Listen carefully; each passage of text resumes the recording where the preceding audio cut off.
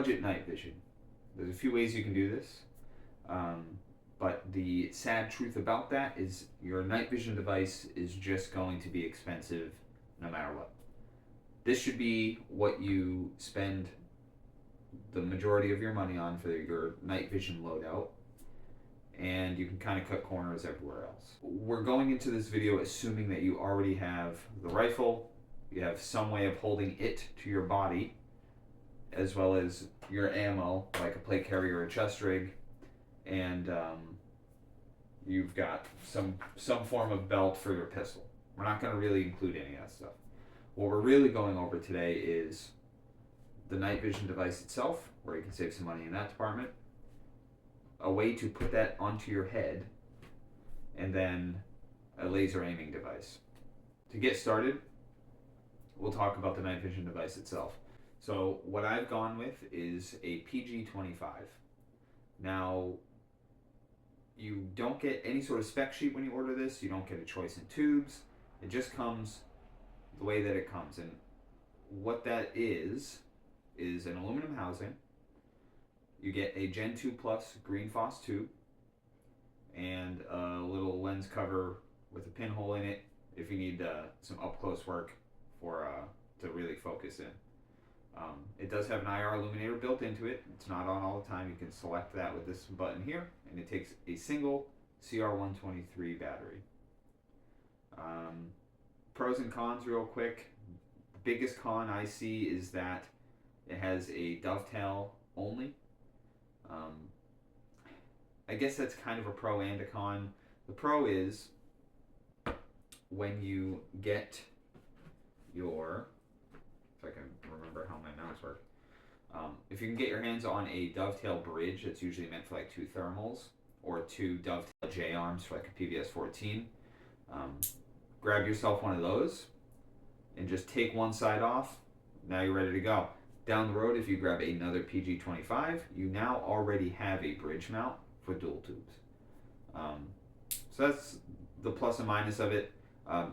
Downside, I guess, is you just can't go and grab a surplus J-arm for a PVS-14 for $30 on eBay or Amazon, and you got to spend $100 to $200 on a bridge mount. This one that I have here was about $100, and we'll kind of get back to that as we start adding up the cost. Quick ADD break while you're watching this super cool night vision footage to remind you to like, comment, subscribe. Anything helps. We're trying to get to that 2,000 subscriber goal pretty soon, and we are on our way to getting there thanks to you guys. Also, we're trying to break out of the shorts content and try to do more of this long form content for you. So make sure to get down there, get in the comments, get a little silly, and we'll try to bring more to this to you soon. Love you, bye.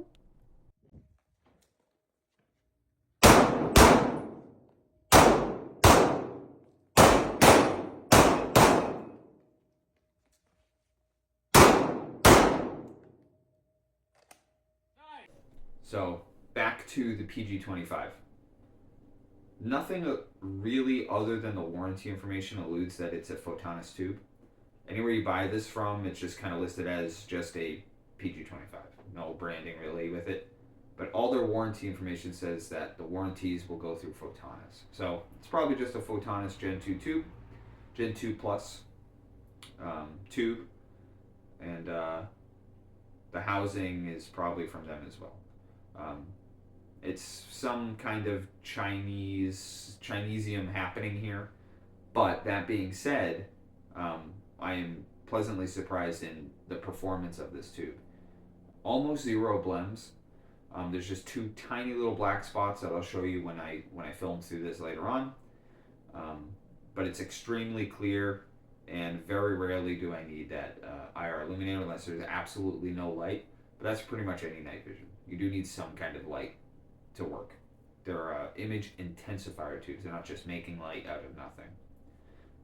But pretty much anywhere you grab this, I got mine from Night Vision at work. That's a whole other saga I can get into. I know that name probably triggered some people that are gonna watch this video. That's where I happen to get mine from, but anywhere you get it from, it's just under $2,000. To move on to how to get this onto your head, you can go two routes. I kind of put an example of a super budget helmet. This is a ProTech skate helmet. Specifically, and disregard the bright red straps. I just didn't bother painting them. But I went with this helmet specifically because it's already got these spots kind of cut open for the ears, and they go right over your ear pro.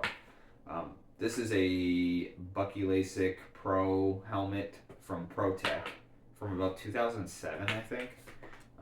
And the reason I went with this, I went with a large. I have more of a medium head, but I went with a large to go over my ear pro, and it has a very minimal foam padding on the inside to allow for that space. And then these just go right over your ear pro. It actually works out very well. Painted it, and I put a surplus Loadout mount. Just some generic Velcro helmet kit that you can get on eBay for like $20. The helmet itself is like $15. Loadout mount was about $30. Then for a counterweight, I'm just running a pistol mag with 150 grain federal ammo in there. And this will get the job done. This puts the night vision onto your face, and you can get to work and do some training for very, very cheap. And it works surprisingly well. It's not the most comfortable thing in the world, of course, but it gets it done. The other way you can get that, and I'm going to get this mount out of the way for now, because we'll talk about that later. The other way is obviously just getting an actual bump helmet. You can get into this for anywhere, $150, $200 on the lower end of things. You can go even cheaper than that if you go with some airsoft stuff, obviously.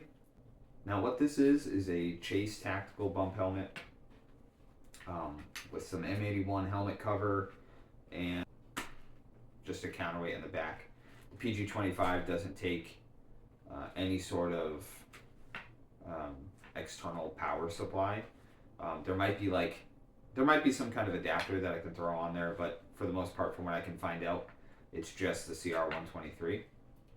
So we just have your just kind of generic counterweight on the back of this. This you can get, I think, off Optics Planner for like $180. Little disclosure, I didn't spend any actual money on this helmet. This was given to me. But $180 is usually what you're spending for something like this. Now again, almost like the ProTech, I have set this up to just take ear pro just to wear on top of my ear pro. So I've set the helmet mounts on the inside spaced so my headband for the ear pro goes right inside, and I've taken the ear or the side pads out again for better fitment over the ear pro, and that works extremely well on this compared to the ProTech. But this was kind of designed for that in the first place. At some point, I'll probably get some kind of mounts here for ear pro, but why I like wearing either one of these over my ears is that for whatever reason, I need to take this helmet on or off. I still have my ear pro regardless. I don't have to put some kind of other ears on. So that's why I kind of prefer that method in the first place. So yeah, sub $100 and $180.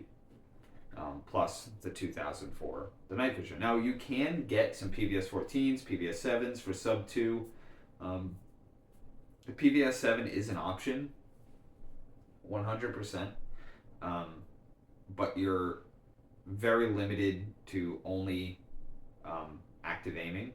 You can't really passive aim. I shouldn't say you can't passively aim with a PVS 7. It's going to be substantially harder. Now with night vision, you're primarily going to be actively aiming, and that's using a laser, an IR laser and illuminator of some kind. But with a single or dual tube setup, you can passively aim through your red dot much easier. Now with this device being half the size and weight of a PVS 14 is why I went with it. It's so small, it's so light, that for around the same price of what you can get a PVS 14 for, that isn't extremely blend or used. It's just the reason I went with this. Very easy to passively aim, especially through my aim point. I have a Duty RDS on a Scalarworks 193. easy to aim through with my pistol. Again, easy to aim through the red dot. I got a Romeo 1 Pro on my P320. Both the aim point and the SIG red dot has great night vision settings on it. Very easy to passively aim. So getting over to that side of things, what I've gone with, the Purst 4 will get you going. Now, this is where a lot of controversy comes into. Laser devices. There's so many clones out there that seem to be working well. So a lot of people are just going with clones, like the Somagear PEX or the Engals. American Defense Research makes a good MAL clone, and SOTAC seems to be making a good Purst 4 clone. And that's what I've gone with. This is a full metal housing. It seems to be some kind of milled housing out of billet. You can see some tooling marks, so it's extremely sturdy. It doesn't have an IR illuminator on there, but the IR laser is so bright that you almost don't need it. And I say almost because you definitely want some kind of IR illuminator, so I don't know. Down the road, we'll figure that out, but for now, this seems to be doing the job, especially for the level of training I do. I don't really get to go shoot in the dark that much. So for what it is, it's very good. The reason I've gone with this is it has a button on top, and it also has a button on the back. Now, you'll notice I have no pressure pads on this rifle. I've been setting this 11.5 up specifically to be as little chance to ND a white light or IR laser as possible. So with my Surefire light, the tail cap on the rear, so I can activate that. The Purst 4, I can activate on top, and it also has a button on the back if one of these fail. So I really like that a lot. The switch to Viz, this middle button, you can't accidentally press it at all, and the far right button is IR. Everything's really intuitive, easy to get to. Zeroing seems pretty easy. Small package, really easy to manipulate buttons, positive clicks on everything. I do like how it has the top and rear buttons if one of those fails. There's just really no need for a pressure pad on this rifle at all. So impossible to accidentally ND one of these. The SOTAC will run you about 130. A real Purst, you can get anywhere from 500 and up. So even that on its own really isn't that bad compared to a real MAL or a real PEC. So you got the SOTAC, the SOMO gears, the American Defense Research companies out there making pretty good quality clones. So far this is good. I've only gone shooting with it the one time, so we'll see how well it holds zero. Now you can see in this clip here, filming through the PG25, we're starting with the IR laser, and that's on full power. How bright this thing actually is. Now I'll switch to the Viz laser in just a second, which is right here, again on full power. We're just aiming at a piece of paper on the wall. And then when I switch back to the IR, you can see how much brighter it is than the Viz laser itself. So it's definitely a powerful unit. You're looking on the higher end of things, 2,000, 130, 180. So sub $2,500 price tag to go out shooting with night vision. So you don't have to go crazy. I haven't included any sort of digital night vision options in here because it's just not up there yet. You absolutely need some form of IR lighting to even see in adverse conditions, where this has such clarity. There is no comparison. I do have some digital night vision, and just going from one to the other, it's night and day. But I figured I'd throw a quick video out there of at least my setup. My primary setup is kind of everything on this side of the table.